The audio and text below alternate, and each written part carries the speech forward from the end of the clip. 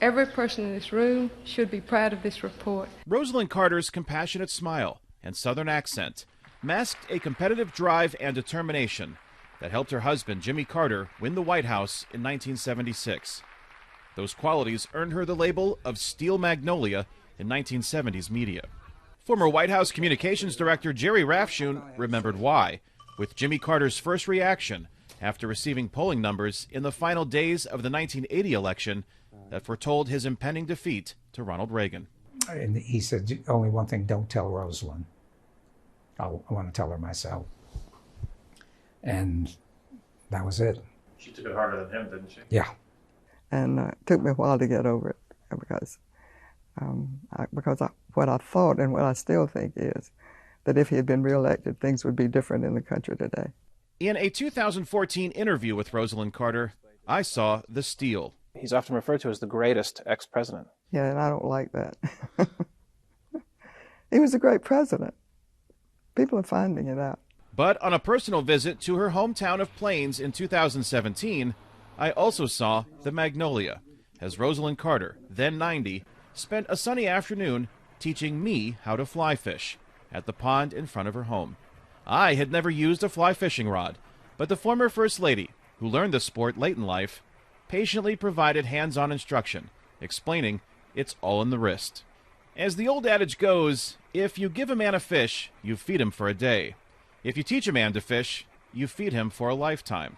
Something Rosalynn Carter not only applied with me that afternoon in Plains, author Jonathan Alter says she lived it in all she did. So Rosalynn Carter was raised as a Methodist, and she worshiped with her husband at Baptist churches in Plains. In some ways, the Methodist credo, do as much as you can, for as many as you can, for as long as you can, was something that they really lived. We know that mental illness is a disease as any other. Whether fighting to remove the stigma associated with mental illness, eradicating neglected tropical diseases, or monitoring elections abroad, the Steel Magnolia never stopped making the world better, even in her 90s. It's just so exciting to go and see something that you've done that helps other people. So it just, don't want to stop. Rosalynn Carter also always made people feel welcome, inviting friends for coffee on Sunday afternoons in Plains, or taking pictures week after week with thousands of visitors to her church on Sundays, my family among them. She always took time to spend with us, particularly my 3 sons, during our visits to Plains. While I worried it was a burden on her busy schedule, she never made us feel like we were imposing. She never stopped smiling, and she never seemed to tire. There's no way you can quit. And besides, I don't feel old. My grandmother doesn't need a eulogy. Her life was a sermon. Sitting among the crowd at Glenn Memorial Chapel at Emory University for Rosalynn Carter's tribute service was a bittersweet occasion, holding back tears with laughter of memories of her wit and determination, as her grandson, Jason Carter, noted her many causes and accomplishments, including her personal efforts to save the endangered monarch butterfly from extinction. Even the Rosalynn Carter Butterfly Trail goes 3,000 gardens from Mexico to Canada, help monarch butterflies on their journeys.